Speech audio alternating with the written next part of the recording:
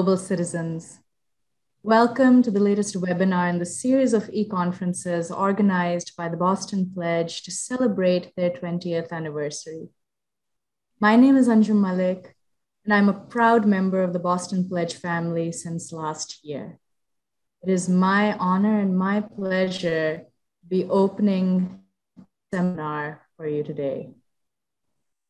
This web is particularly special as it uses the theme of civilization at the point of inflection to bring together thought leaders from around the world to discuss this overarching call to action, which ties in so beautifully to Dr. Sam Pitroda's new book, Redesign the World, a Global Call to Action.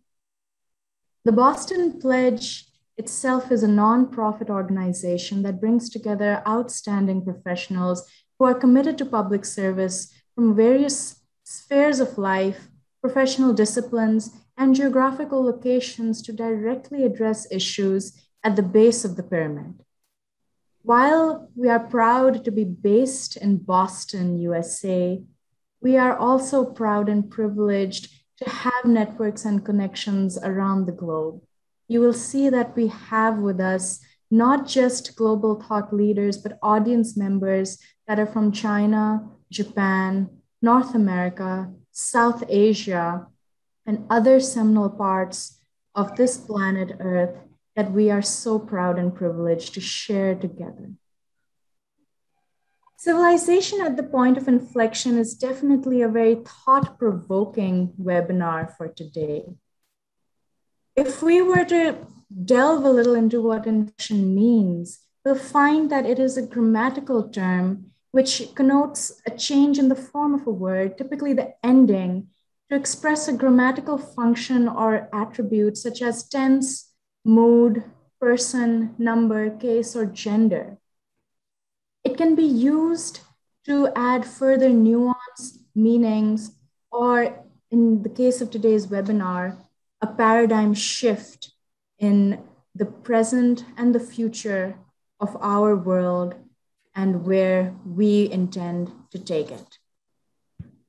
Of course, these are just general musings from a member of the Boston Pledge family who had the privilege of joining at the same as the COVID pandemic took over the world. And for me, it is both a pride and a privilege to be opening this webinar today because I myself am going through a very significant inflection in my life.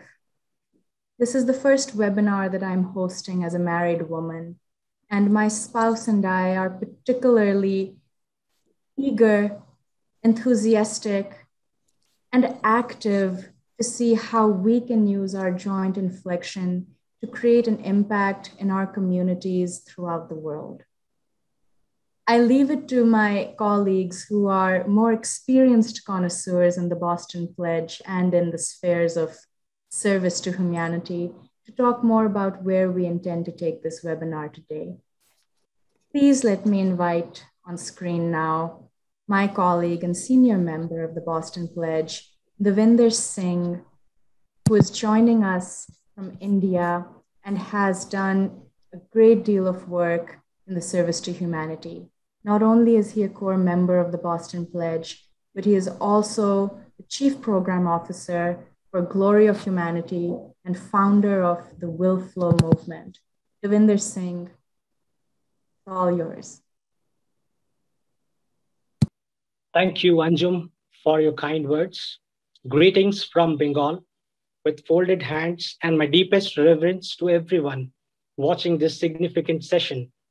It is my distinct honor to share this virtual space with visionaries like Dr. Sam Pitroda, Dr. Lawrence Kaufman, Dr. John Hodgman, Dr. Shin Ito, Dr. Chen, Mr. Masakazu Toyoda, Dr. Partho Ghosh, and my dear friend Anjum Malik. Friends, COVID crisis has made us feel the need of fundamental corrections. It has become essential to collaborate, cooperate, and co-create with composure, compassion, hope, and courage.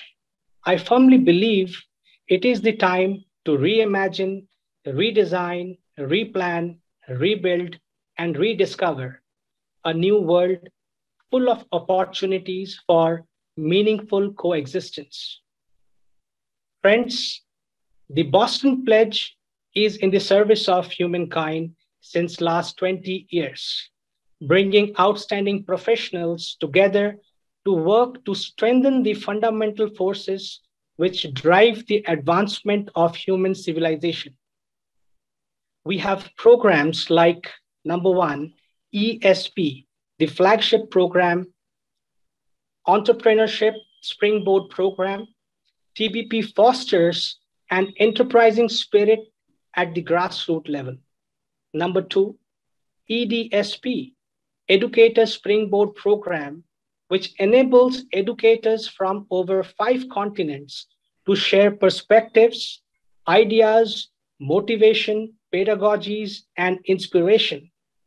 We reached close to 1,000 educators when the world was under lockdown during the pandemic.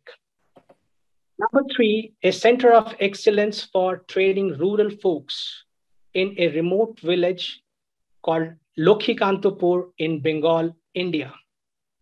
Number four, TBP Digital, to share free learning resources worldwide, which also offers a platform to volunteer for public service. Friends, personally, I'm on a journey called Glory, Growth and Livelihood Opportunities for Rural Youth, to co-create 1 million sustainable livelihood opportunities in the next 5 years. It may not be possible to think of this ambitious target without the spirit of Boston Pledge.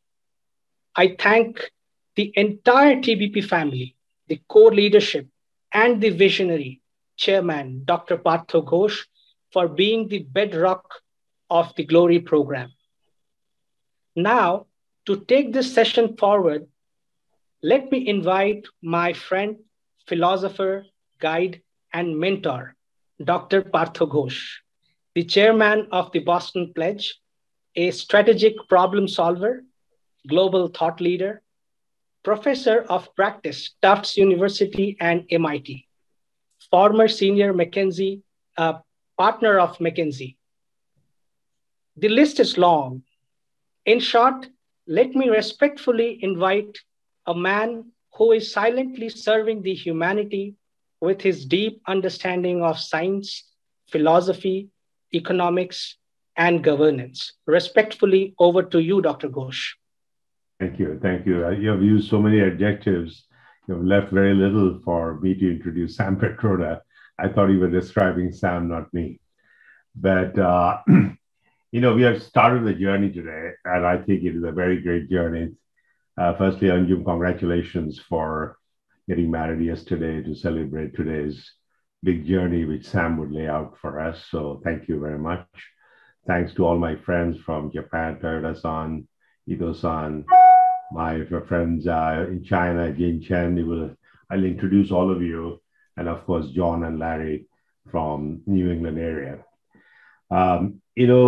I was thinking about what would be the best way to introduce Sam, because Sam, as many of you may know, is a wonder.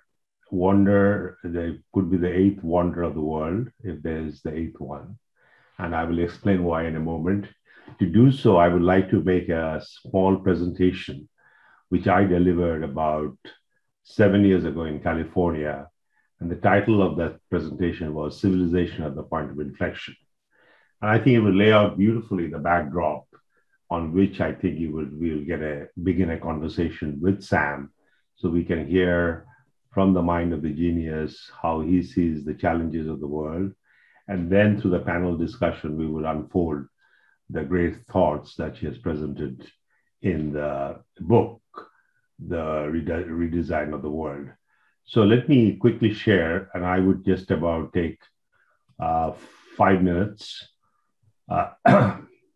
to basically set up. It's not my presentation today is all about Sam, but I think it would be important that I share a story which I shared in California over about 60 minutes in 2 minutes, so three. And the basic story goes this way, that both at the macro and the micro level, we are seeing huge changes. On one side, as we all know, there's a major geopolitical disorder. There used to be a kind of a balance of power, if you will, till about 1990s with the fall of the Berlin Wall. We have been in a continuous state of geopolitical disorder. There's diffuse terrorism. We do not know where the terrorists exist. Now with the COVID-19, it has even become more severe. The center of gravity of the world is shifting, the economic gravity. It used to be largely in the Atlantic. Now it is shifting towards the Pacific thanks to developments in China and the eastern part of Asia, Japan, led by Japan and South Korea. We know about the COVID-19 assault. And what I find most interesting, which you see on the left-hand side, is the conflict of isms. On one side, we talk about capitalism, but it has not been able to deliver. Socialism has collapsed. We talk about globalism, but as you know, with the breakdown of the global supply chain, with the rise of nationalism, tribalism, all the progress that we made in the name of globalization has been challenged. Many countries are struggling to define what is democracy, including the United States, which has been the flagship of democracy over the last 250 years. But unfortunately, as you know, it has taken a shape which is very different from the kind of democratic setup that we like to see in the world. So obviously, it is ceasing to be a model for the world. On the other side, we know autocracies hasn't worked.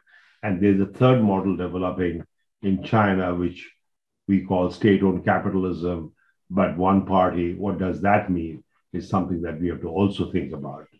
So I'm glad that we have our friends from Japan and China to bring an Eastern world perspective. But on the micro side also, there's a big change taking place. There's convergence of technologies, and we'll be hearing from Sam, the artificial intelligence, the 5G. But I question, how does the AI and the NI, which is the natural intelligence, how would they synchronize in different status of the economy? It's a big question we would like to answer today. Then there's a question of physical versus knowledge assets, new business models. But then the question of, when we think of what's happening with Facebook, people are asking the relevance of such companies and their effect on society. And then, of course, we are talking about people putting profits over purpose. So the big challenge I see is how the macro and the micro world being in two different ways transforming, creating an increasing tension, which I call the mega tornado right at the beginning. So that sets up beautifully what I would like to see we cover today in terms of, given the tornado, given the mega changes, both at the bottom of the pyramid as well as the top of the pyramid, the macro versus the micro, we are uncomfortable the way the world has shaped. And then at the same time, we have to recognize, I would not get into the details, there are multiple hotspots around the world. The tensions in Korean Peninsula, the South China Sea issue, the Rohingya crisis, you can go on right from the left to right, from the east to west, from north to south. There are some serious tensions which are also happening at the same time. And literally thousands of people are losing their jobs, thousands of people are getting disrupted, which is real, which is getting unaddressed. At the same time, 5 new spaces are emerging. I call the 5 new domains of spaces: the artificial intelligence space, the cyberspace, the real space, thanks to all the adventures of Elon Musk, Jeff Bezos, Branson's, then the spiritual space, which also I think is becoming important, not yet developed, but will become important, and the green economy circular space. So these 5 spaces indeed are emerging. The big question that I'll ask Sam, that if this is true, and if this spaces emerge, how we could, at the early stage of development, give shape to these spaces, which could bring a better quality advancement of the civilization and bring more civility in our progress. So indeed, we are at a point where there's a tornado, and we have to think of the new S-curve, and we have to think of a new dial, I call the leadership dial, which is not in terms of GDP per capita maybe, maybe not in terms of how do we look at success of a country. It's a need for a new dial. And then we have to think of how do we shift the needle and what are those levers that we have to work towards so the needle is positioned in the right place in the new dial. So there are a lot of questions. What is the new dial? How will the needle move? And what are the levers? Because you would see what Sam would talk about is indeed a picture of the new world along multiple dimensions. So the way we would unfold today's discussion is to begin a conversation. And Sam and I agreed that I would raise questions, he will answer, and we'll do that for the first 20 minutes. Then we'll have the panel come in and reflect and question and make your comments. And then Devender would lead us through a Q&A with a wider audience who has participated also from all over the world. They are themselves thought leaders. I'm very impressed with the kind of response we have received from various thought leaders from all over the world. Each one of them many of them could deserve a Nobel Prize, but Nobel Committee works in interesting ways also. So with that, I think I will go back to the conversation. So Sam, firstly, we are all honored to have you with us today. And I know I've got a lot of comments come from all over the world, literally waiting to hear your voice, not my voice. So let me begin with the first question. And I will make the questions as difficult as possible. That's what you want from me, Sam. So please bear with me. The first question I have, that on one side, if one reads the book, you feel that many things are not working today. The systems are not working. Whether you think from the governance point of view, whether you think from the ism point of view, whichever view you take, the role of the United Nations, the role of the WTO, role of the World Bank. On the other side, if I look at your story, coming all the way from Orissa to Baroda to Aden to Chicago, getting your PhD, changing the world, you are a success story. So someone would say, if I follow Sam, I have to agree the system is working, but the system is not working. How do you connect this two? Thank you, Partha.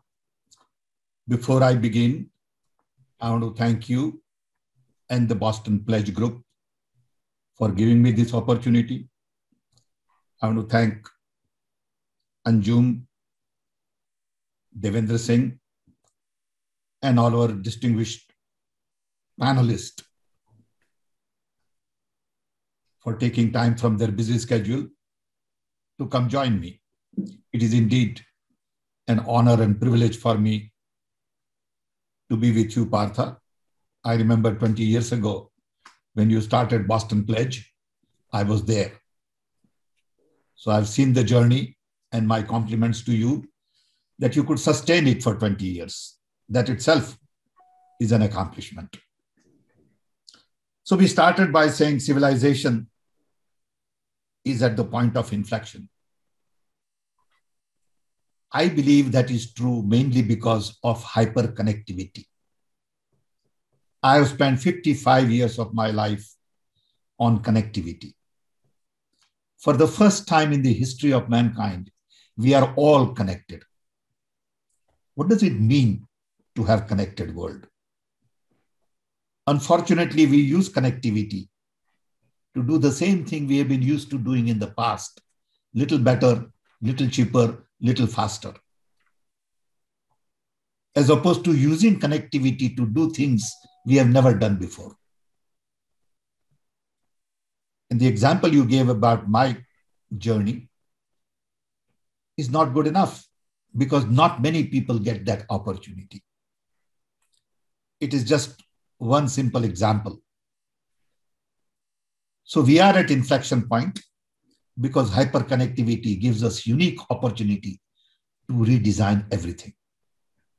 During Corona crisis, I was locked up at home like many of us for 18 months. That's the time I decided to look at my own journey. I was born in British Raj in India 80 years ago. And I have seen a great deal in terms of India's independence, birth of transistor, death of Mahatma Gandhi, Kennedy, liberalization, Mandela, Martin Luther King, Vietnam War.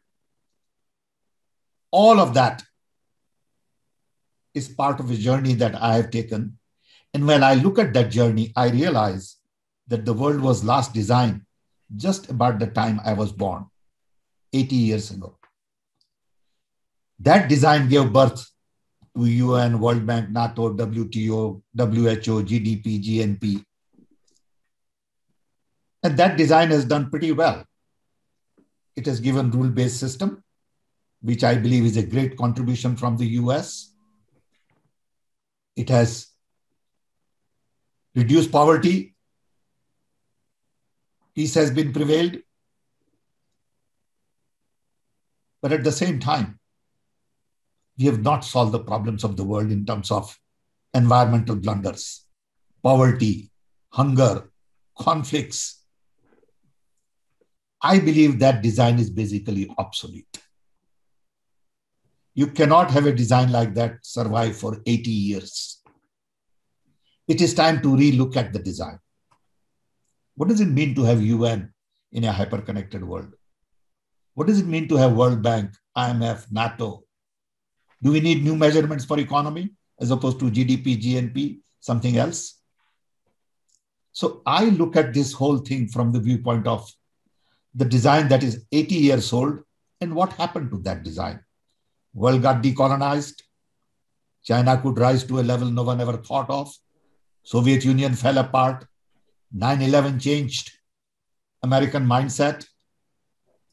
Technology got democratized. Inequality increased. And finally, COVID-19 put entire world on a halt. And COVID-19 says we are all interconnected, interwoven, interrelated, interdependent. What happens in one part of the world is bound to spread everywhere. The physical borders, as we understand, have little meaning in one sense. So what are the real challenges today? We all understand the problems. The question is, what is the solution and what do we do about it? Problems are pretty well known.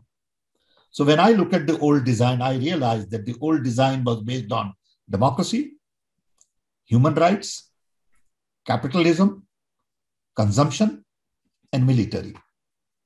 Then world was bipolar. You had Soviet Union and you had US.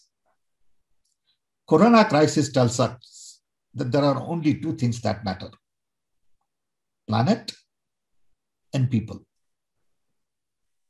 Planet is in pain because we have really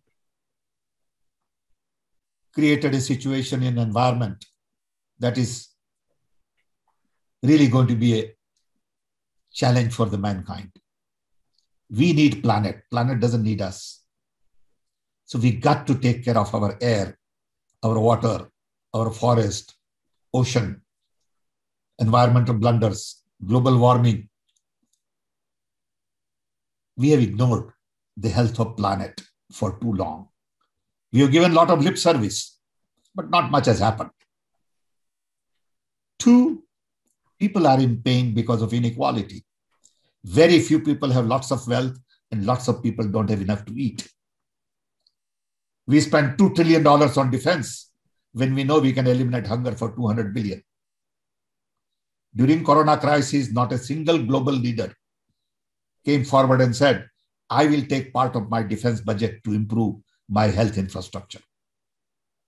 Because the global conversation at G7 and G20 is all about geopolitical conflicts, trade, economy, military. It is not about planet and people.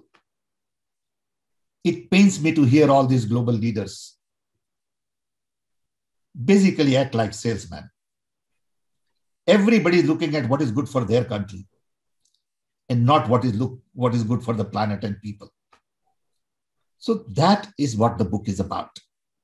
book is about taking democracy to inclusion, human rights to human needs, capitalism to new economy, conservation and sustainability as opposed to consumption. And finally, I hope that human civilization has gotten to a point we can sort our differences across the table. And we don't need nuclear armament to negotiate our strength. World is not about superpower. World is about humanity. World is about planet. So today you have two designs. You have American design, and now you have a Chinese design. I believe both designs are based on command and control. I would like a new design which is based on coordination, collaboration, cooperation, co-creation. A design that is based on networking of nations. And it is not idealist. Believe me, it can be done. We are all concerned about planet. We are all concerned about people. Poverty affects all of us. Hunger affects all of us. The question is who's going to take leadership to talk about a new conversation? And that's what I'm trying to propose. Not that I have all the solutions. I'm not an expert. I'm not an economist. I'm not a great scientist. I'm just an ordinary citizen who looks at things from different sets of glasses.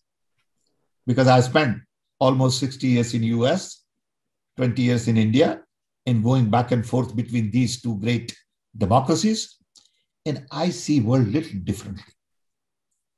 At the same time, I've been party to hyperconnectivity, not as an observer, but right inside at the table, working on transistors and computers and software. And when Intel was formed, I was there. I worked on 2-bit processor, 4-bit processor, 8-bit processor. I've gone through all of that, fortunately. I happen to be at the right place at the right time. How do we create this new conversation? That's all I'm asking for. And thank you for giving me this opportunity, Partha. Thank you very much, Sam. So that leads to a very important second question. You know, the big message that you shared with us is switching from command and control structure, which is also my favorite, which is the classic military structure, right? To what I used to call the biological structure, where it's a series of cells talking with each other. No one has extra power, right? Hyperconnectivity term, it is networking. Highway networking. So the question is, you know, when United Nations, the League of Nations earlier after the First World War, after the Second World War, United Nations, then the world, but they were created to create this collaboration and coordination, and they failed. We know, you know, I know, and there are, you know, billions of dollars are spent on United Nations, but their effectiveness is almost close to zero. Now, what would need to happen to create the collaboration and coordination that you are talking about, and how do we begin the process? You see, earlier we didn't have the tools of hyperconnectivity to collaborate well. And at UN, you had to meet physically to discuss things. You know, I go to this September, you know, conferences at UN many times as part of the Broadband Commission. And it's a chaos. The entire city of New York is on its knee because all these global leaders have flown with their own jets and with their own entourage. In a hyper-connected world, you need to operate differently. You really, truly have to have non-hierarchical architecture. See, the entire organizational architecture everywhere is obsolete. In all governments, we still follow vertical silos, while hyperconnectivity says flat organization. In UN, it is vertical silos, hierarchical. We need egalitarian management. So when I look at this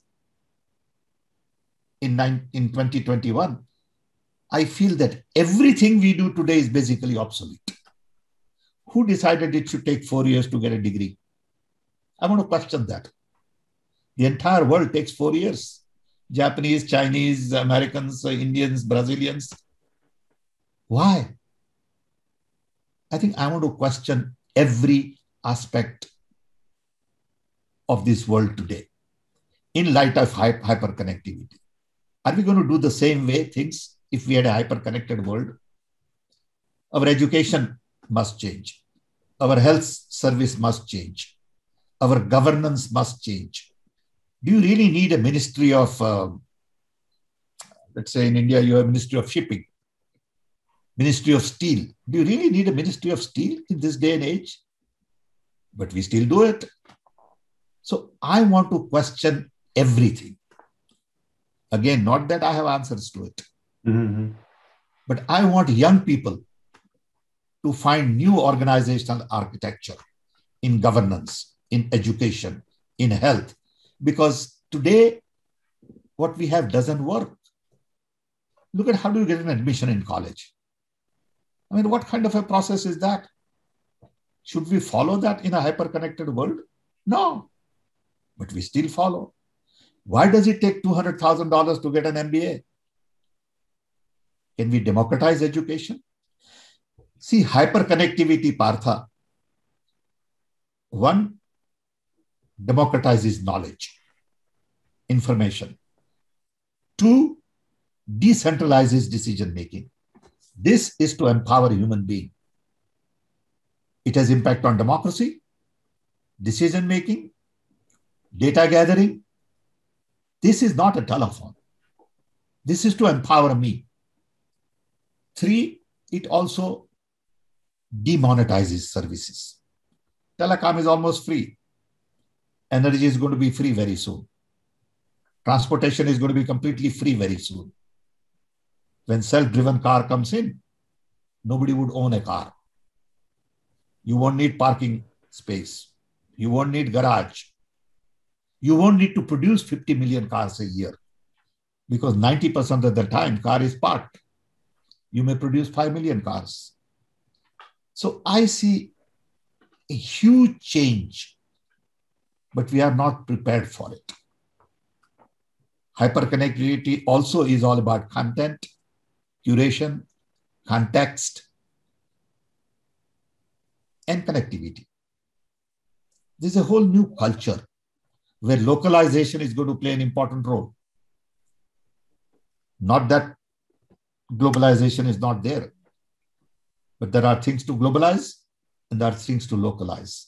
The whole idea of sort of, democracy, dictatorship, the idea of capitalism, socialism, I think that has to be broken. It's all about gray in between. There are no extremes anymore.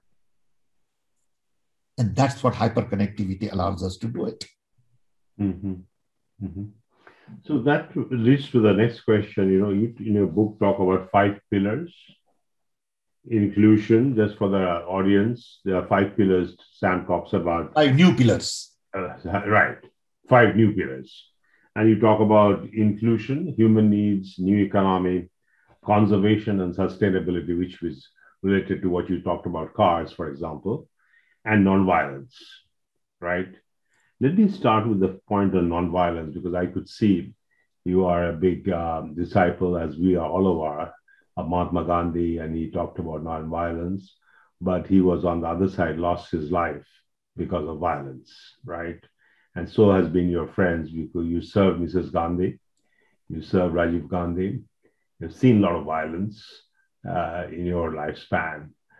How do you begin the process to change society from being divisive to becoming inclusive when it has been ingrained in the DNA of individuals? Where do we begin? I think, first of all, I would like to say that you cannot separate these 5 things. Right. You cannot just focus on sustainability and global warming as the key to future. That's one element. If you don't do all 5 things at the same time, you're not going to make a dent. I'm convinced of that. Violence begins at home. It begins on our streets. in our communities, in our neighborhood. If you look at the roots of violence, it is basically about exclusion. People get excluded and there is violence. All wars in the past have roots in exclusion. Murders of great leaders have roots in exclusion. Somebody feels that I was not included in this idea. So I think we need to focus on all five at the same time. And we are not going to make nonviolent world overnight. It may take 100 years. It may take 50 years. But we got to start focusing on nonviolence. We don't have global institution on nonviolence. We don't have global institution on inclusion. Why don't we have a global institution at UN on inclusion? We have 17 goals at the UN as Sustainable Development Goals. They're great ideas. Nobody takes it seriously. Nobody does anything. We had Millennium Goals. What happened? Nothing much happened. So we systematically have to focus on new design of the world. We need to create new institutions and we need to kill some of the old institutions. With all the financial turmoil that is going on in the world, why don't we have global Federal Reserve of some kind? Why don't we have global intellectual property organization which gives one patent? Today, I file a lot of patents and every patent filing is a huge complicated process because every country wants their own. You have global business, you have local patents. Doesn't make sense. And I can give you examples after examples that the world we have today is not designed for the world of tomorrow. We have 19th century mindset, 20th century processes, and 21st century needs. Problems, and 21st century problems. And we can do it. We have so many intelligent people. We have so many good people with great intentions. But we are all locked up in wrong past. And we have to rise from that past and look beyond. You know, I meet so many good people, I tell you, in US, Europe, everywhere. And then I say, why are we in this mess? Because we listen to our leaders who basically focus on their votes, their constituency. I mean, look at what is going on in India. We are dividing people as opposed to joining people. Democracy is not inclusive in India because of focus on the religion. Dalits, in America, it's not inclusive because of Black Lives Matter.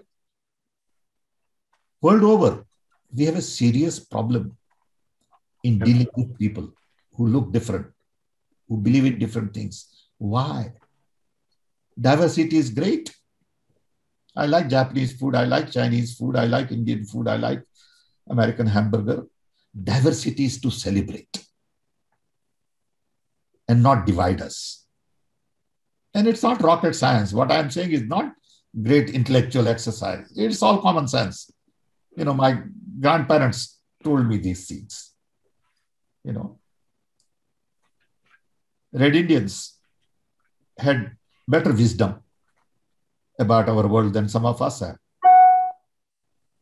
So it is time to do a little bit of soul searching. And the world will change only if each one of us change. The world is not going to change from top down. It has to happen from bottom up. And I think it can be done. You know, and all I want to do is start a new conversation. I know I'm old. You know, I know there isn't much you can do at 80. Maybe you got another 5-10 years. But a lot of young people have their future at stake. Absolutely. I hope we can hear from other, you know, friends. I would like actually to invite. So thank you very much, Sam. I mean, obviously we are in a very special situation, the progress of civilization. And I raised the question, the civility of civilization has disappeared we have to bring back the new kind of civility. So let me invite, particularly from the land of the rising sun, because it's almost becoming 12 o'clock their time. So Toyoda-san or Ito-san, would you like to make any comments, questions based on the discussions that we have started?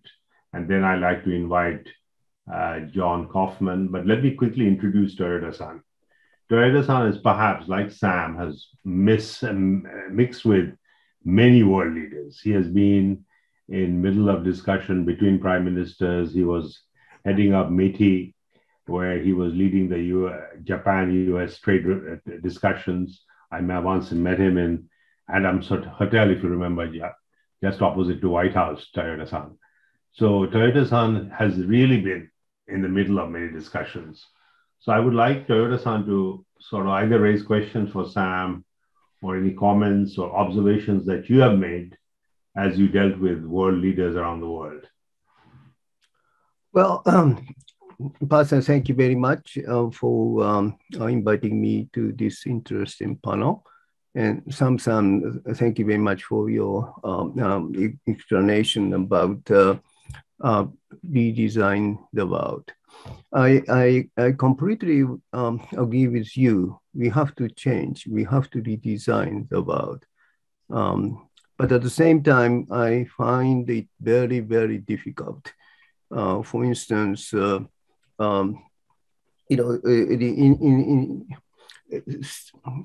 70 years ago, or 75 years ago, as you mentioned, there was a conflict between the United States and Soviet Union.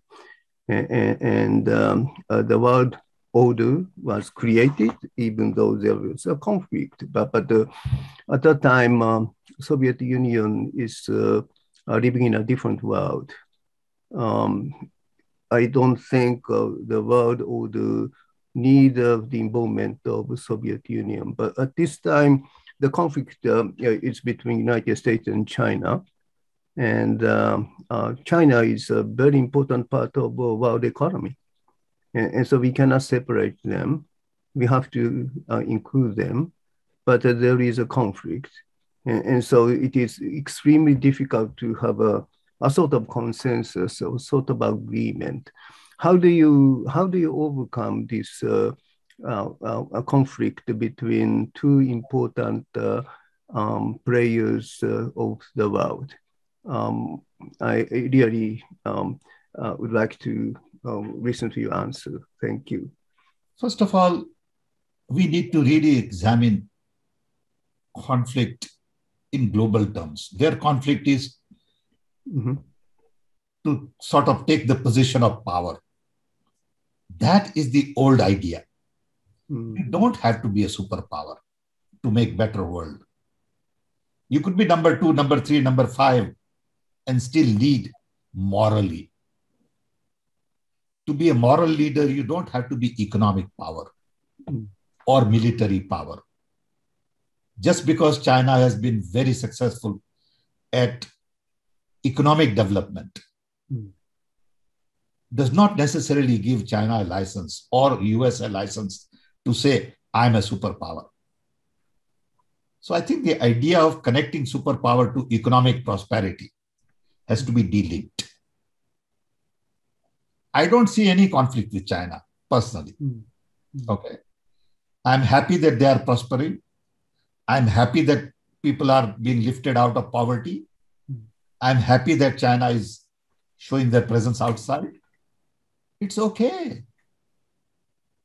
But I would like China to have a little more openness. And I would like America to be open to others.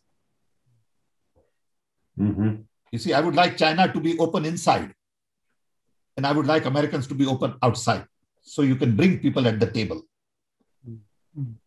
So I think the conflict is unnecessary. Why can't we get together on a table with 5, 7, 10 countries and say, look, guys, humanity needs to be the focus. We need a new religion called radical humanism. Okay. radical thought is important. But why are we so hung up on religion? It's okay for you to be Christian, Jewish, Buddhist. I'm fine. Muslim, I don't want to worry about that.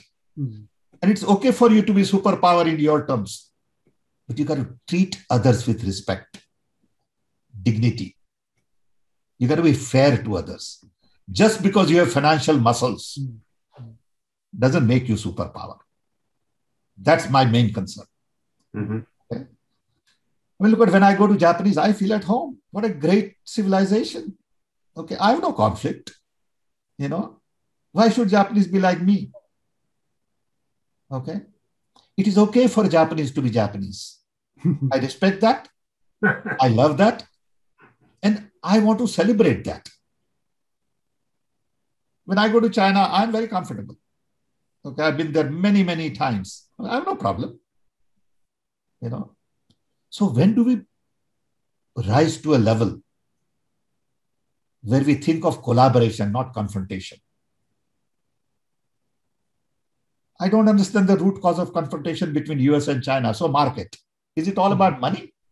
So Chinese get this bigger market, we do this market, you take on this, defense contract. Come on.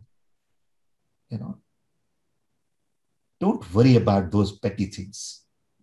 Worry about only two things, planet and people. When Chinese do something which hurts planet, I would speak against China. When Chinese do something that affects human beings, I will speak against it. Otherwise, I'm fine. They have right to do what they are doing. I respect that. But I also have right to speak up. That doesn't mean I'm against China. That doesn't mean I'm against US. And this idea, a lot of my Indian friends say, oh, you lived in America for 60 years. Are you Indian or American? I said, I'm everything. I'm both. Of course, I'm American. And of course, I'm Indian. Don't define me the way you have been able to define in the past. In future, those definitions don't mean anything. I'm a human being first. If I see a little child being hurt in an accident, I'm not going to ask that child, what is your religion? What is your race? What do you believe in? I'm going to worry about that child. Doesn't matter whose child it is, because that's human. It just has to happen. I don't have to even try. And I think we are all good people. We all mean well. How do we bring good in us as opposed to evil in us? That's what I'm trying to say. Sam, I have a question for both Toyoda-san and you, because both of you have dealt with many world leaders. I know you met with Mikhail Gorbachev. I met with all of them, including all the 5 Japanese prime minister. Japanese prime minister, and so did Toyoda-san. The question is that have you come across anyone where you felt that they understand the term humanism? See, we don't have the kind of leaders that Gandhi, Mandela, Martin Luther King had, because they were not looking for votes.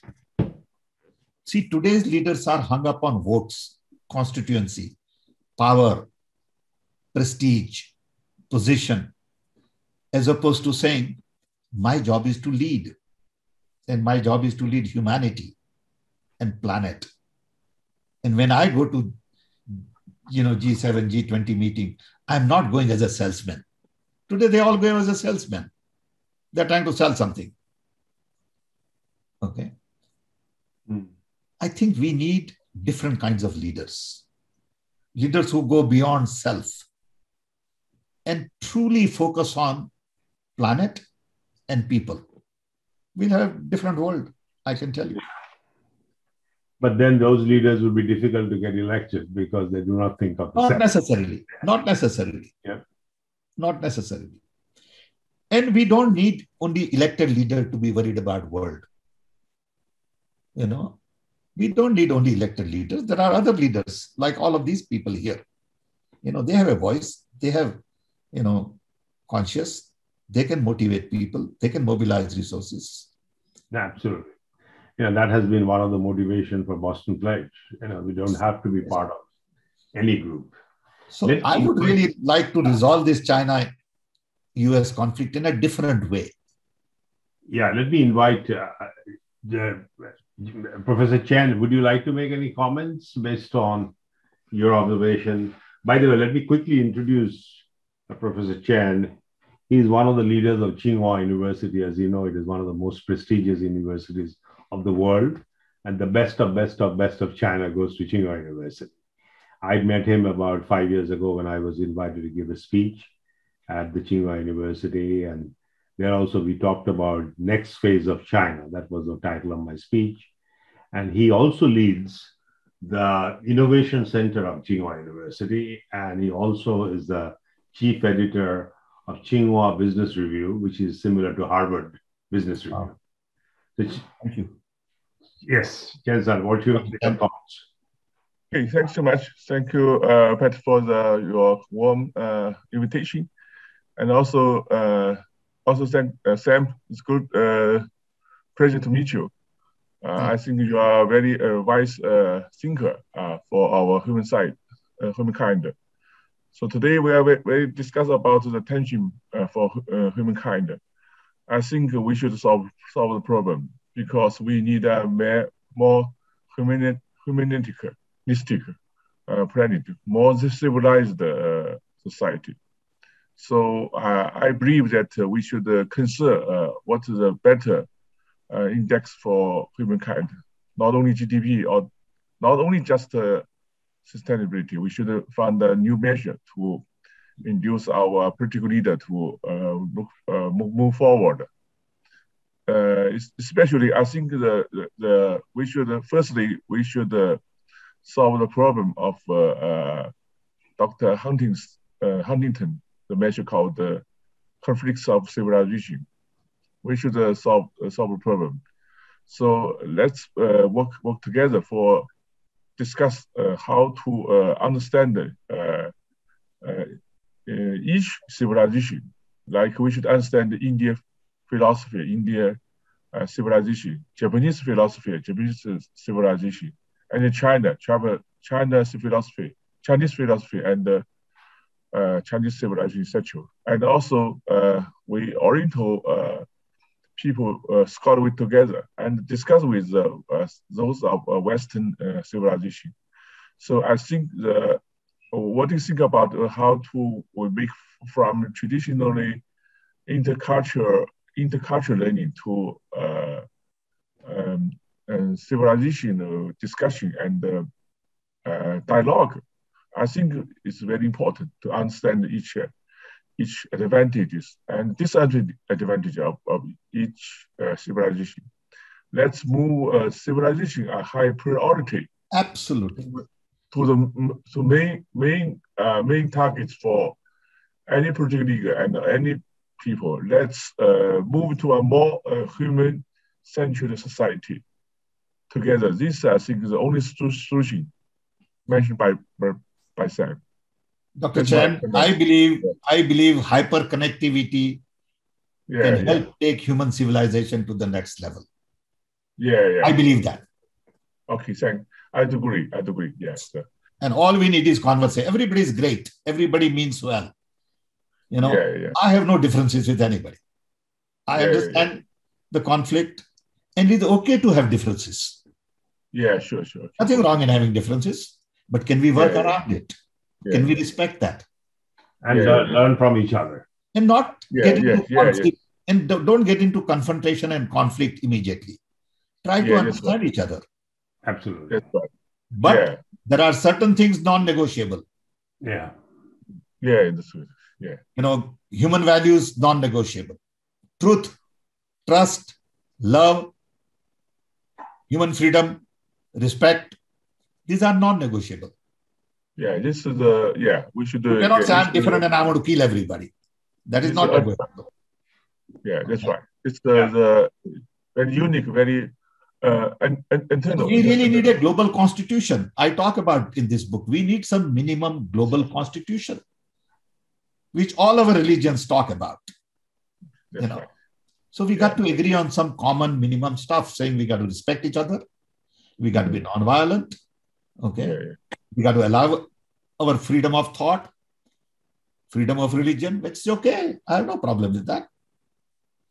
we can come to table and resolve these crazy ideas of superpower and control and military buildup and, nuclear armament. For what? What are we trying to do? When you spend $2 trillion a year, I live in Chicago for the last 57 years. Every summer, we lose 500 young kids to gun violence. And it hasn't changed in 57 years. I feel sorry. These are poor little kids who don't know anything. And they kill each other. For what? Yeah. Yeah. We have largest number of prisoners in the world in America, percentage-wise. Why? I don't get it. Okay. I was in Silicon Valley. Let me bring John Hodgman because he has to go a bit early. Thank you. And you're touched on the point of America. John, just to quickly introduce, I've lived through 4 decades, I would say, of entrepreneurship. He's done many companies, have born in Massachusetts because of him. He was the president of the Commonwealth of Massachusetts venture capital firm. Wow. He has funded many companies that you see today, and obviously has been at the center of entrepreneurship. Was a colleague of mine at the Tufts University. We are great friends. So let's move from the east to the west. We'll go back to the east. Sure, thank you. You're not giving up, but we'll mix it up. Now, so with that, John, any comments, questions, thoughts? Yes, thanks for inviting me to participate today. Sam, I agree with you that hyperconnectivity has been a great boon and offers great potential. But there's been, in the United States at least, a dark side to hyperconnectivity, and that is through social media, the creation of silos of people who have knowledge and apparent knowledge of facts that are completely different from reality. And so I'd like you to talk a little bit about how we address the dark side, because that is having a profound effect on American democracy right now. Thank you, John. I really agree with you. And I'm equally concerned about it. We have just started a small group, John, a global group on looking at the rights of a digital citizen. See, the problem today in social media is the business model, which says you get paid more for clicks. And you can increase clicks if you create conflicts. In addition, social media has unauthenticated behavior. There are 8 Facebook pages on Sam Pitroda. I don't know who are these people. You can create a page. So there is unauthenticated behavior because the business model was more people you sign up, more valuation you get. So Sam Pitroda can sign up as 20 people. If Partha says something, 20 Sam Pitrodas can criticize him. And everybody says, oh, 20 people criticized him. That's not true. Not 20 people did not criticize him. One guy tweeted 20 times. So until we change that business model, and you have seen what is going on with Facebook in the last few weeks, we have to change that business model. Given a choice, I would like 2 parts of internet, true internet and false internet. I identify myself saying, I am Sam Pitroda. Whatever I say, I take responsibility. I can't hide behind and say all kinds of things to people as someone who is not a real human being. That is the problem with internet today. I think it will be sorted out. I think it is a knee-jerk reaction to a new tool that we have discovered. So when you look at human history, you will say, for 20 years, we misused hyperconnectivity. I have great faith in our ability to recover from it. And I think process has started, to be frank. And enough of us will have to speak up and say, look, you cannot go on propagating lies on media. You cannot attack people unnecessarily. If you do, you got to take responsibility. Say, I am this person. Until we do that, I think we will be in a mess for a while.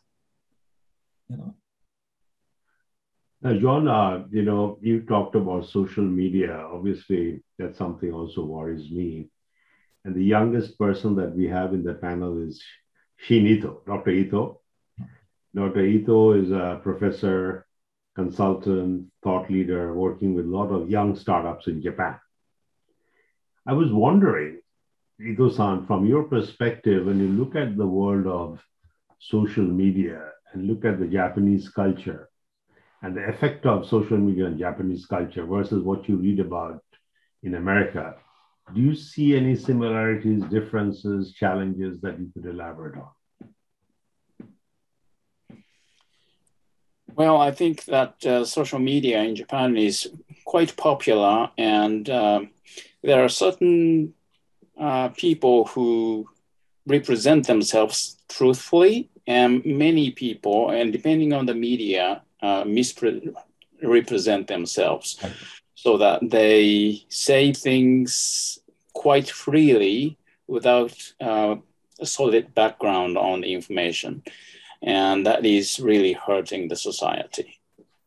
So it's, I think, quite similar to the one in the US. Everywhere. It's same in India too. It is same everywhere. How do you see it in China, Yen?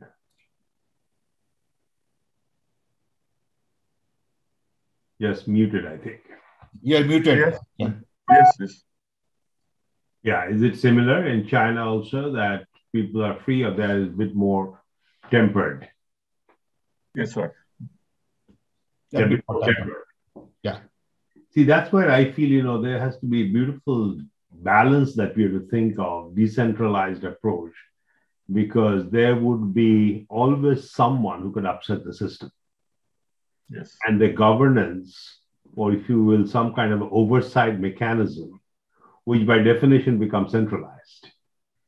So how to strike that balance between centrality, which is overseeing the governance of a system, at the same time allow freedom of expression, because everyone is not good, unfortunately.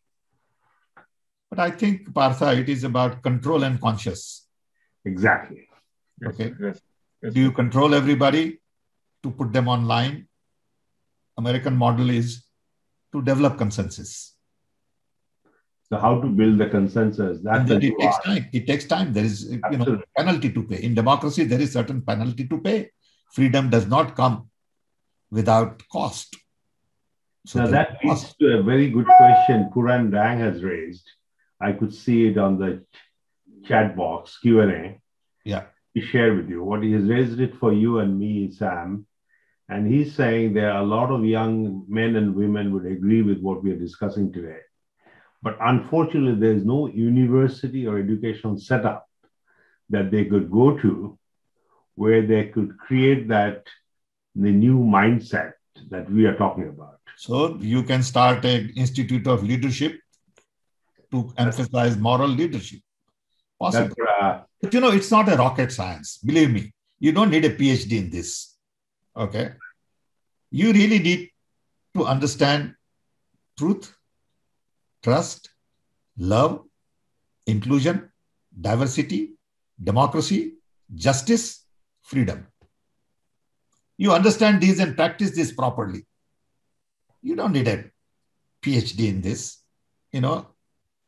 My grandfather was not educated, couldn't read or write, but he somehow, I don't understand why, believed in all of these things. Okay. Absolutely. Absolutely. That leads me to Larry Kaufman, Dr. Larry Kaufman. Let me introduce him. There have been a CEO role in many companies, and he has taken many companies on the upside track and recovered many companies from being in trouble, turned around many companies, got them married, got them divorced. He's known for M&A. And I would like to, Larry, you to raise some questions or thoughts, particularly in the view of the last discussion, that how do we help to change the mindset, particularly people who are in business, because they are measuring their success based on dollars, based on profit. They are responsible to their shareholders. And that's the way it is. How do you bring that change? Sure. Dr. Pitroda, thank you for your insightful book, and Partha, thank you for inviting me.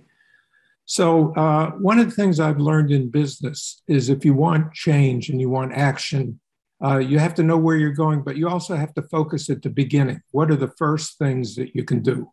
Now, Dr. Pitroda, in your book, you say that you need a catalyst to break the status quo and institute change. So in my mind, when I read that, I was thinking, well, what kind of catalyst will do this? Is it a positive catalyst where an important problem is solved? Or is it a negative catalyst that causes pain and suffering for a group? And also I thought a little bit about, could there be an active group that could go around and maybe make sure that the right leaders are brought into different countries and have a more active role? So how can we influence the presence of a catalyst, and what kind of catalyst? Because it's not going to happen by itself. Agree with you, Larry. You know, I tell my friends, I wish I was a billionaire, people will pay attention. Unfortunately, I'm not. I wish I was a Nobel laureate or some great professor, people will pay attention. I'm just an ordinary guy, you know. But I need Dr. Chen and Dr. Ito and Kaufmans of the world and Parthas of the world to join in this idea. You know, we all have to believe we need change agents of all kinds. You know, I think Mandela lost the opportunity in Africa. I think Obama lost the opportunity in America. I sincerely believe that. Okay. And I don't think we can allow that opportunity to be lost. Okay. So global dialogue. Yes, sir. Go ahead. Sorry. One other comment. So in the US, we have a way of creating a group that influences. May not be a good group, but lobbyists. We raise money, we create a PAC, and we start paying to get the right leaders in and the bad leaders out. Does that work on a global scale? Could it work? Yes, it works. It works on global scale because money talks everywhere. Money matters everywhere, unfortunately or fortunately. But I think the key is, what do we do with what we already have today? One thing is to, you know, work long term and wait for 10 years to come up with the right leader. But can we really influence the existing leaders and say, look, we need to change quickly. And it is good for everybody. It is good for America to really focus on planet and people. It is good for India. It is good for China. It is good for Japan. And for that, you don't need to fight. All we need is one global leader, whether it is, you know, Chinese leader or American leader, with credibility to say, hey, let's sit down and talk about the new world order. Nobody's doing that today. Okay. If I had an opportunity to talk to them for, you know, 1 hour, I am confident that I can convince them of thinking differently. But you don't get an opportunity to talk to them for an hour. You know, I did this in 1980, asked Prime Minister of India to listen to me for an hour. And she gave me 10 minutes, I canceled it. I waited for 8 more months and she gave me 1 hour. This was 1980. And I said, IT and telecom will change the face of India. Let me do it. And she said, go do it. And I was the one who changed the face of IT and telecom in India 40 years ago. It can be done. Okay. One man. She trusted me. She said, go do it. Okay.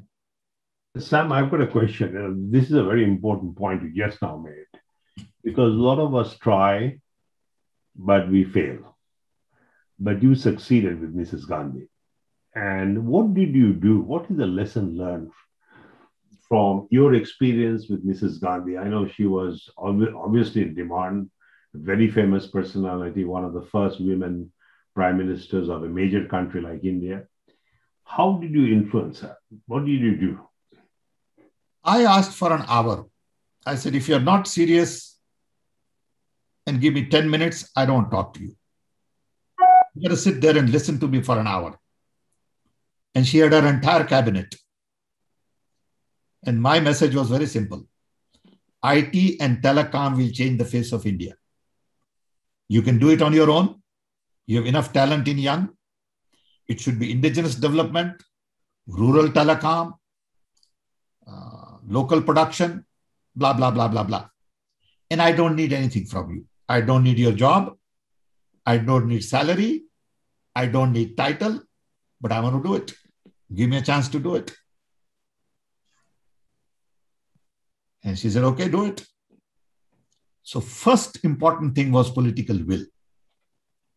If you do not have political will, you can't do much in this world. With political will, you need domain expertise. And with domain expertise, you need a large group of people who can help you execute. First thing is political will. If 10 global leaders today say, okay, do it. Sam, Chen, Ito, Kaufman, go do it. Then all these great people will come together, work on it, saying we have political will. We are domain experts in various things. We'll find the right people because we don't know everything.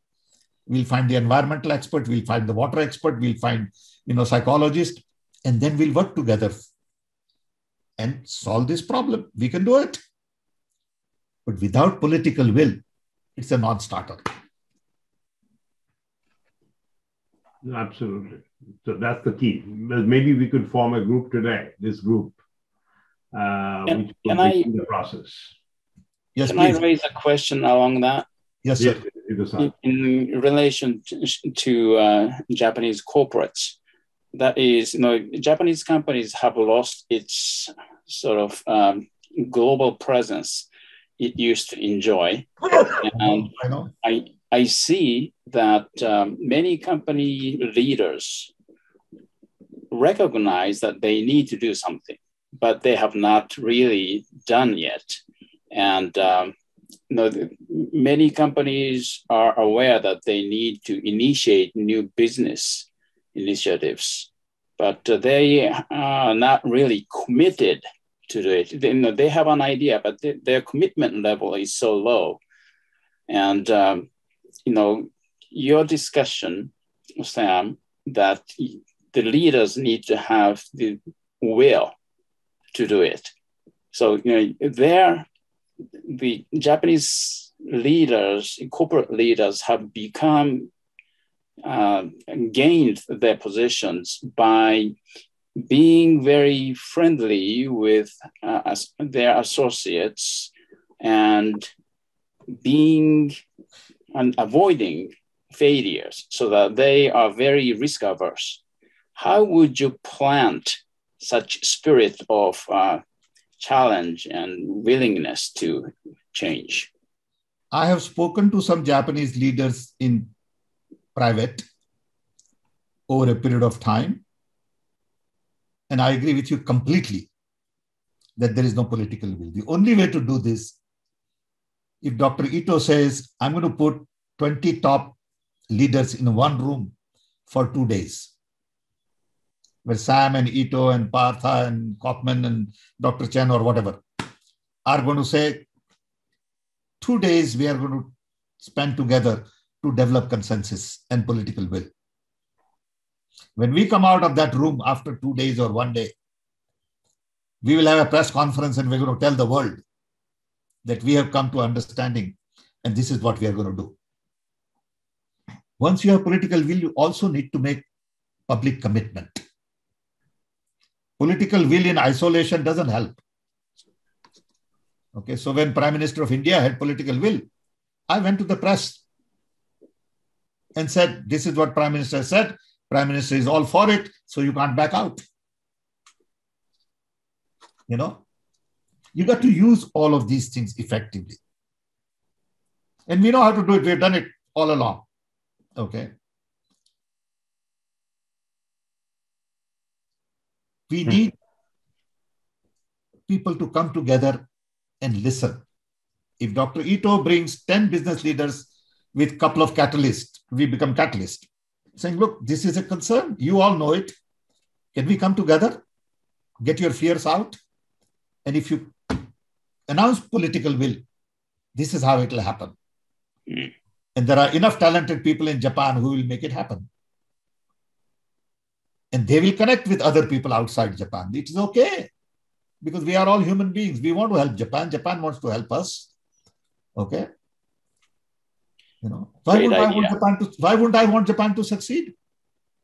You know, why wouldn't I want Africa to succeed? Because it is good for all of us. You know, yeah. I don't look at Japanese as competition. No. Absolutely. Absolutely. So you call 10 leaders, I'll come. I'm telling you, it can be done. I know many of them. Okay. But I'm too old and most of my friends retired or died. You know. But I had a very close friend at Oki, Dr. Owaku. And he and I used to talk about this at length. But this was in 1979, long time ago. Can be done. Yeah. Now, what we will do now... Sorry, Larry, did I answer your question properly? Yes, that I guess each individual leader is afraid to move forward, but as a group, they may be able to step forward. Exactly. But you need somebody to bring them together, somebody to talk to them, somebody to catalyze, you know. Yeah. Which Ito-san and I have started. We had a very good conference about 8 months ago, right, Ito-san? Yeah. No, Partha, you got after conference, there has to be result, there has to be a public announcement, there has to be a declaration. All that has to be done. Otherwise, conference is a conference. Yeah, I know. Everybody says, great conference, nothing happens. No, absolutely. So we have to think in those terms today as well, to see what is the next step. You know what I would like to suggest, Devinder? We have received thousands of questions from the audience. So if you could pick and choose some of the important ones in the context of discussion for the panel, not only for Sam, so that we could reflect on it. Would you take over from here? Sure, Dr. Ghosh. And we'll be brief also. Be very brief. Just make the key points of the question. Yeah. Sure. After listening to all of the great thoughts, I could remember one saying of my father. He said that for a family to grow, every member must contribute meaningfully. So I asked myself a question, is this world not a family? Yes, it is how could we afford to grow neglecting the 70% of the population which is struggling to live? Absolutely. I agree. We all agree. So okay, go to the questions. Sure.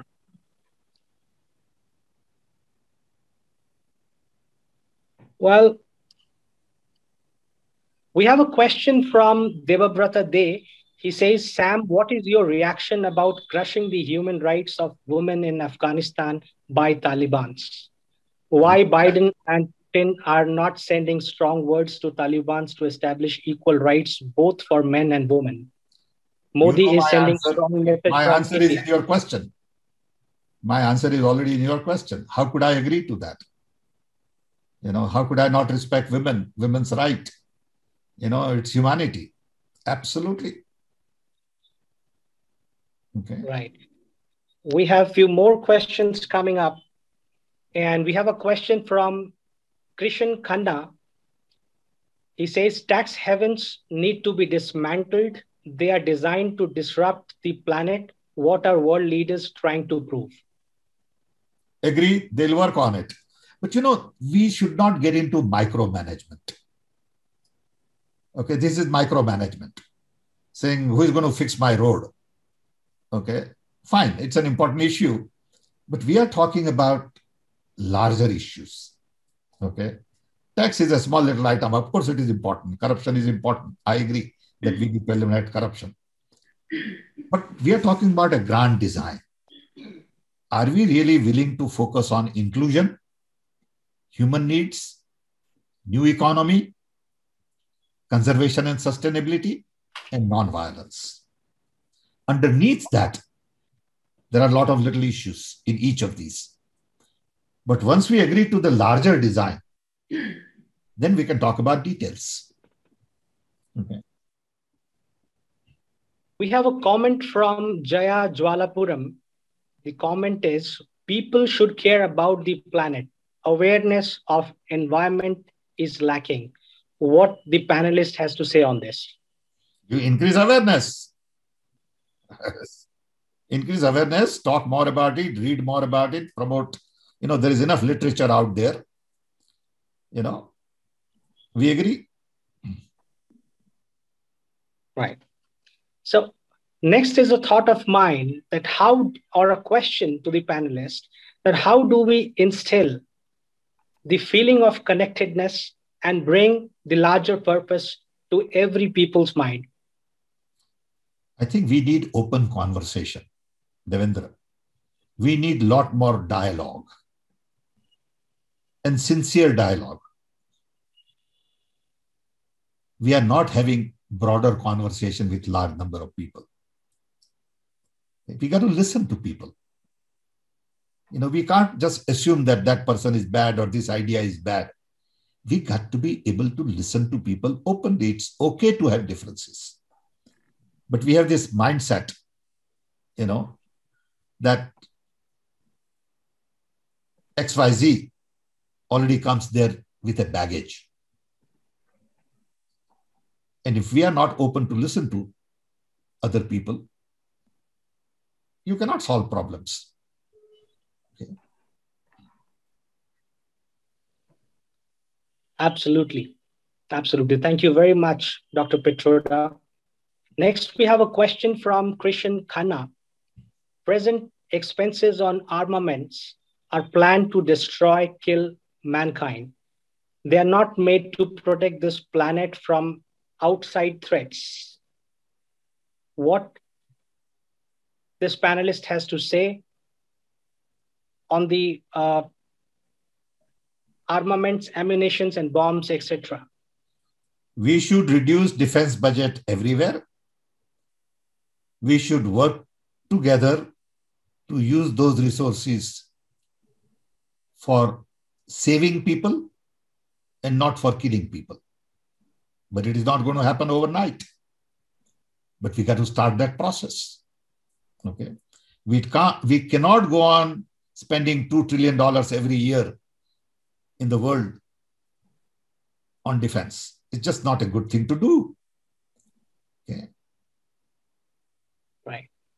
I see many comments coming from Puran Dang, and I know Mr. Dang is one of the senior most IITians. Mr. Dang says, he's a very good friend of mine. Good to know, sir. He says, global university of leadership and global document of behavior by all nations. So this is his comment. If you would want to add something to it. No, I think global leadership school is a good idea if somebody wants to start. And I do believe that we need to start working on a global constitution, minimum constitution that we all accept. And then we negotiate. And then we add as we go along to that document. Why should every country should have their own constitution? I don't get it. There must be something common. Can we call out what is common and agree to it? Sam, you may know, Puran knows about it. I have sponsored a leadership academy in IIT. Unfortunately, it's moving very slow. The money has been given. The content has been given. In fact, Tsinghua University also wants to do it. Peking University wants to do it. But we were thinking of positioning that in Kharagpur as the center. Would you be able to help me to take it forward? I mean, it's Sure. Be happy to do it. We'll be very happy to do it. But I really want to worry about today. Yeah, it's today. It's Leadership Academy. Exactly. Yeah, fine. Everything good. I'll be more than happy to do it. Okay, well, that's one action item for today. Yeah, absolutely. Okay. Devendra, any other points? Yeah. We have another comment from Mr. Dang. He says the conflict is in in the inner soul, we need change of heart and universal respect. That's the leadership academy. Agree. Okay. I think we all have to change. Okay. We have to be open. I can give you one simple example. Sometimes I have discussion with my friends about China in India, and immediately there is animosity. And they think I'm friend of China, I'm friend of Pakistan. No, you don't have to be enemy of anybody. Okay, why start with that conversation? And the response then is, oh, you are anti-national. It's crazy to think like that. But that's what people think. Okay. Yeah. Well, if I may share a thought of mine, I feel we all are connected. It's only the degree of relevance which varies. Today, physically through the networks of communication, we could see and talk to each other. But on the metaphysical level, we all are connected. Every life is connected. Probably it's the realization of that thought which could make the world a better place. Well, Corona crisis has told us we are all connected. I mean, Corona crisis told us that, if you travel, be careful because we are all connected. It doesn't matter where you are. What else we need? It was almost like Third World War, according to me. Okay, aren't we going to learn from this? That we are all connected, we all matter. Okay, and there is some little virus in middle of nowhere can put entire world to halt. Our economy can be shattered. And how could we not work together? Who is our enemy? Is Corona our enemy? So I think you need different mindset. That's right. May I make a comment? Please. I think that we now live on this hyper-connected world, and we are like each cell in a body. And we are all connected through blood and all the biological systems. At the same time, there are certain cells that suck up all the nutrients. And some peripheral cells go to necrosis. Now, these certain cells of privilege are all in the closed system where they share certain proprietary information and have a lot of resources. How would you open up this small number of cells? I don't know. I'm not knowledgeable really to comment. I don't know enough about it. Maybe I need to learn something, read something, but there are experts who will be able to answer your question much better than I can. So that's a very good question, though. Yeah, very good thought. Because one thing I do in the corporate world is to promote, as you know, it is on the biological model. But it only works if each cell behaves with certain respect for the other cells. But if one cell that sucks up all the nutrients, that's very well said. How do you manage the system? That's a very good question. Devendra, I see a question coming from Bahrain. A good friend of mine, Dr. Nazar Al-Barna. Could you give a chance? He wants to speak. Okay. In this case, may I request Raj to unmute Mr. Bahrain? In the meantime, Larry, Larry wanted to say something. Larry? Yeah, I did. I would. Larry wants to say something. Yeah. Larry, please. So I think that one of the important things to begin the process of any change is we need to achieve a consensus for change around the world. And to do that in today's environment, we need a global leader that's acceptable to everybody. Right. I don't believe that leader can come out of India or China or the US because of built-in prejudices, lifetime prejudices or from Russia, that leader needs to emerge from a very neutral place and somehow needs to be helped along the path. And that leader needs to develop followers who will also lead change. Do you see that this could happen? Well, unfortunately, if leader came from some small country, he won't get the respect. You know, it's just, we live in a world which is, which sort of has a golden rule. One who has gold makes the rule. You know, these little countries don't have the gold. So maybe it has to come from non-political sphere. Okay. I think a good example was non-political sphere, it may be probably more effective. But I think US has a lot to contribute. China has a lot to contribute. India has a lot to contribute. Japan has a lot to contribute. They're all great nations, you know. I don't expect this kind of leadership coming out from Sierra Leone or some small country in Africa. It might, okay? But I think it will be difficult for people to... Mandela could have done it. I think at one point, Lee Kuan Yew from Singapore was trying, but exactly what Sam's saying, coming from a small country, people respected him, but did not listen to him. I think Switzerland, the World Economic Forum, tried to do it, but it became, again, a very political place, as you know, Sam.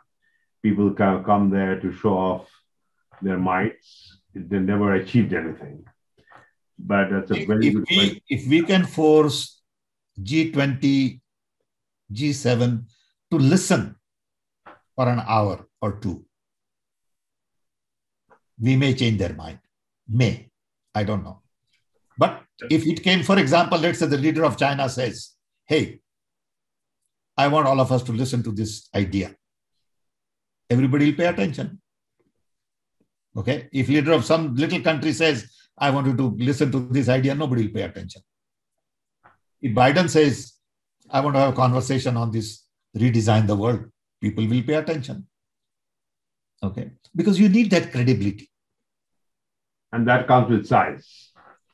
Size, position, you know. Absolutely. If Japanese Prime Minister said to G7 that, hey, I want to devote 1 or 2 hours in this group to talk about redesigning the world. Conversation begins. Everybody will start thinking. All the local experts will join. You know, as soon as it is discussed at that level, Chinese intellectuals will join, Japanese intellectuals will join, American intellectuals will join. It will happen. Okay. But one person has to propose that with great respect and saying, I'll tell you what, you know, when Gorbachev came to India, I wanted to spend 1 hour with Gorbachev. And Prime Minister said, no problem, Sam, I'll organize it. And poor Prime Minister of India could not organize because Soviet Union bureaucracy and Indian bureaucracy did not agree that I should be given 1 hour. Okay. So then what I told Prime Minister, I said, look, he's coming to your house for dinner. Why don't you tell him that after dinner, you want to meet a guy called Sam Pitroda? He said, fine. So Gorbachev had dinner with Rajiv Gandhi at his house. 10:30 at night, Rajiv Gandhi tells Gorbachev, I wanted to talk to Sam Pitroda for an hour. And I got an hour. Okay. And in that hour, we accomplished so much between US and Soviet Union. You know, immediately next week, you know, 30 Soviet experts came to India and we did this and we did that. But it needed political will. Bureaucracy did not give us. So you got to do these kinds of things. You know, somebody has to sort of say to this G9, G20 meeting that after dinner tonight, we're going to spend an hour on redesigning the world. You're done. You know, and I can assure you, if Chinese leader says it, nobody will have guts to say no. If Biden says it, nobody will have guts to say no. Okay. So between Larry Kaufman and Professor Chen, we have the opportunity. I'm just giving an idea. Okay, we can discuss more about it. That's a good point. I agree with you 100%. Yeah, I'm just, you know, I'm speaking openly without paying too much attention to, you know, whether it is politically right to say or wrong to say. I'm just opening my heart. One person has written here something very interesting where we started today. It's from Dharma Chatterjee, he's a good friend of mine. He's writing, we don't have to reinvent the wheel. That's why United Nations was created. So why don't we try to activate it and use it? We, the nations of the world, created it after all, after a great human loss, which is the Second World War. I think that could what do you think, Sam? Do you think, or Credibility. The whole panel? Huh? Credibility. Credibility of United Nations. Yeah, could I make? I would say Chinese Prime Minister and American President has more credibility than head of UN, unfortunately. Yeah, Larry. Yeah, so the UN has a fatal flaw. They talk a lot and there's very little action. Yep. And part of that is because of the fact that some of the bigger member nations have veto power, so Right. they stop things, and they do frequently. So should the US try to fix the UN? Should we withdraw? Yes, that's part of the plan in the book. We got to redesign UN. Should we abandon the UN and So start? we don't have to abandon. I think it's a good platform. We got to redesign. We got to redesign World Bank. We got to redesign IMF. World Bank was okay when there was no Goldman Sachs and JP Morgans and big other banks. Now, you got all kinds of global banks, but we need global Federal Reserve. Do we really need 300 currencies today? I'm talking about that in the book. Maybe we need 7 currencies. Maybe we need baskets of currencies which make global currency. Okay. You got to do all these things in globalized world. You cannot have 300 currencies. It was an old idea. That time is over. Nor can you have, according to me, cryptocurrency. Too volatile. It has to be backed by the government. Okay. It has to have some stability. And Chinese came forward and said it. And I'm glad Chinese did that, to be very frank. Okay. Another person who can get a lot of, support is even Putin. If Putin suggested this, I'm sure people will pay attention. But Chinese and American are the best today. Just to propose saying we need at these great meetings 1 hour conversation on redesigning the world. Just that, and it'll happen.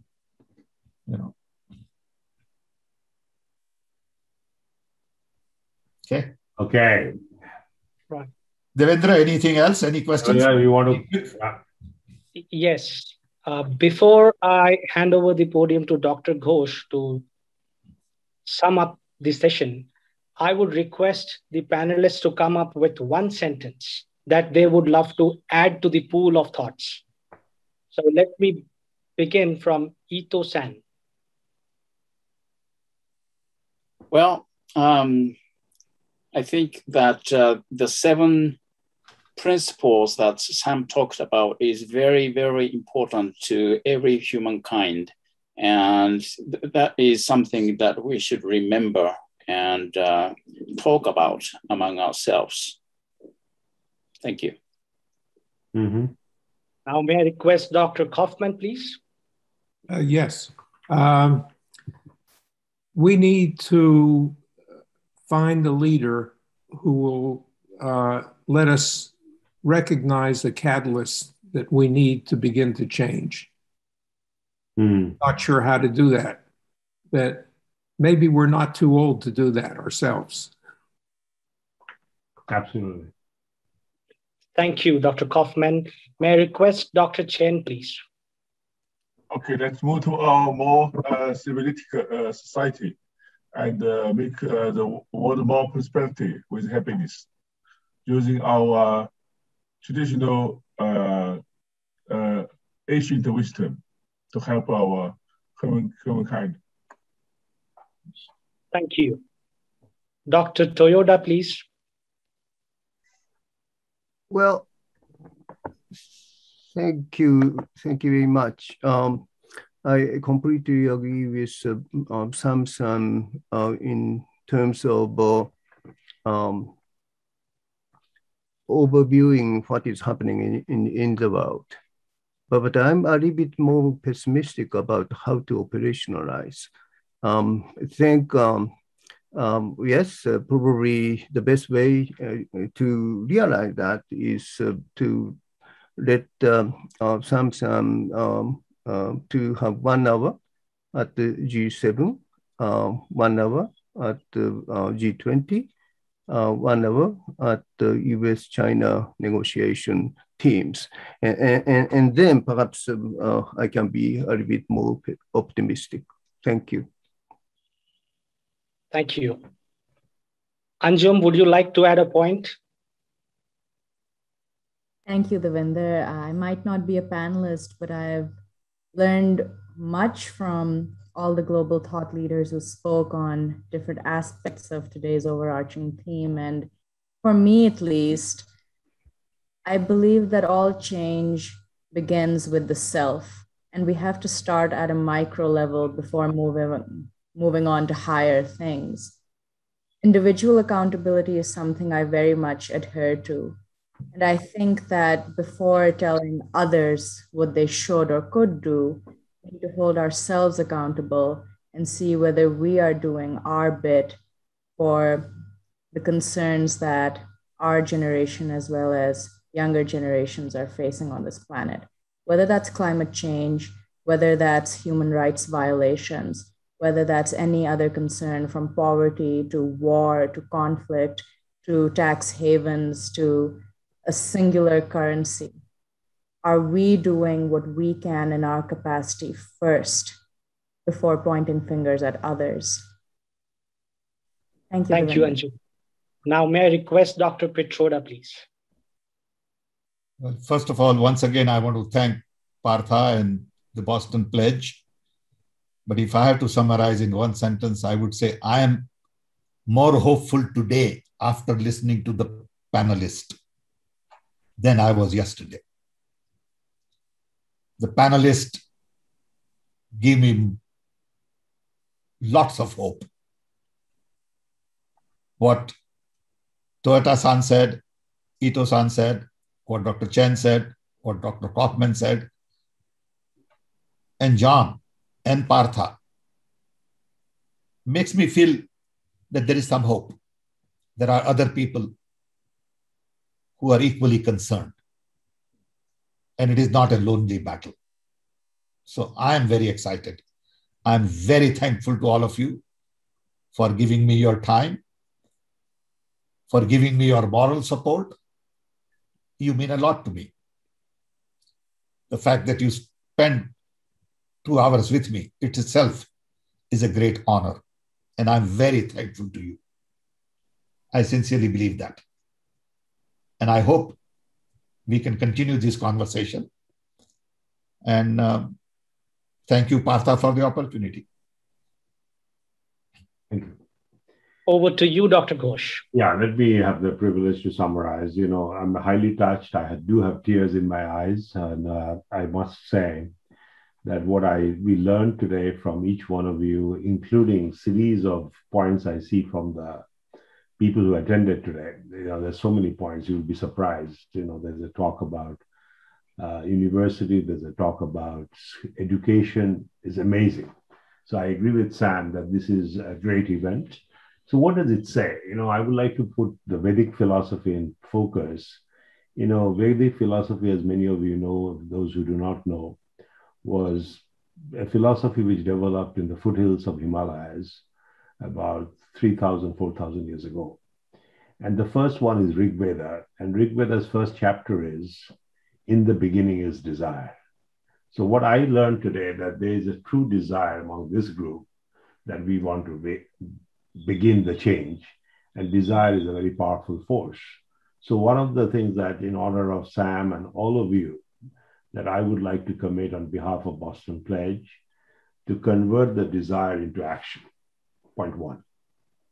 Second thing that I take from here, which Toyota-san suggested, and Toyota-san, you are perfectly positioned, along with Sam and Mr. Chen, that we have to organize soon 3 one-hour meetings, one with G7, one with G20, and one in the US-China, not only trade, I would say US-China dialogues beyond trade, everything.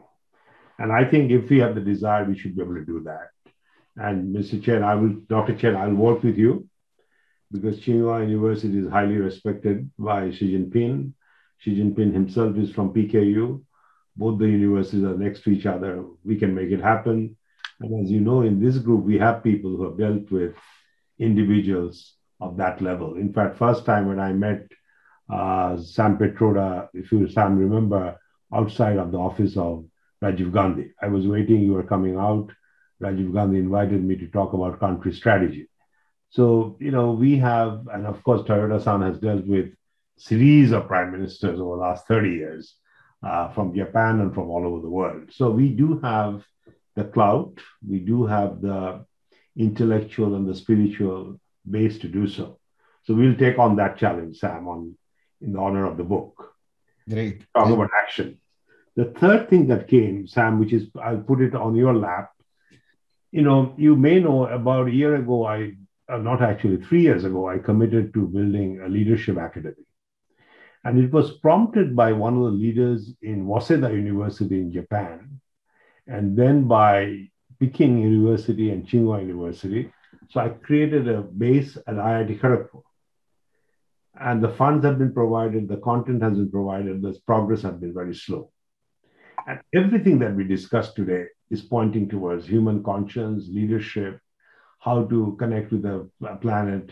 So if you kindly take action, because IITs take instruction from the Prime Minister. I will do that. That would be I'll do my best. Excellent. And the third thing that, which is very important. Fourth. I know you're counting. I have to be careful. The fourth thing that is very important is what I think Ito-san talked about, and I think I'll work with Toyoda-san. Japan is a very important player. Japan is the first country in the last 500 years proven to the world, to the Western world, that Eastern world can perform. It created 100 brand names in a short period between 1965 to 1980, 15 years. Now, China is trying to follow the model with 1.4 billion people, which China did with 100 million people. I think the resurrection of Chinese confidence, if I may use the word, is very important. So I would request Toyoda-san and Ito-san to organize a special meeting on this book for the top 20 leaders of Chinese corporates. It could be done, and I think we could. You mean Japanese? Absolutely. Yeah. Absolutely.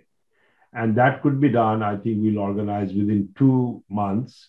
I know Toyoda-san has got all kinds of linkages with RITI.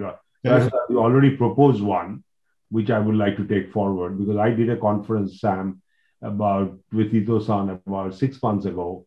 How could Japanese economy define its next phase after 3 decades of drought? From 1990 to 2020, Japan has been flat. So that was very well accepted. We could continue that. And I would like you to join that meeting, Sam. Thank you. If we could do that. So these are the 3 action items. So I think, as you could see, with Boston Pledge, 5 action items. Sam is keeping track on my points. Thank you very much, Sam. But these are the 5 action items. And I would definitely follow up. I think we have to do it. It's required. Otherwise, it's all talk. As you always used to talk about NATO, no action, all talk. We have to avoid that. I agree with you. But at the same time, talk is required to build consensus. It's not an easy topic that, Sam, you've written on. And so thank you very much. I hope you, everybody. Summary. Been a privilege. Yeah, we will work together. And, all my colleagues on the panel, please feel free to call me, talk to me. Partha has my telephone number. Dr. Kaufman is in Boston, so we can always have a chat. Maybe a cup of coffee on Zoom. Okay. I think we will also invite Toyoda-san to Chicago. Yes. Toyoda-san is a product. Now we can have a coffee on Zoom. Yeah, we can have a coffee. You get your cup of coffee, I get my cup of coffee, and we have a chat. Maybe a more convenient time for Toyota-san. Yeah. It's Anytime. now 1 o'clock in the morning. Thank you. Thanks, everybody. Thank you very much. Thank you very much. This has been amazing. Thank you. Thank you, all of you, for Indeed. your time. You have been amazing. Thank you.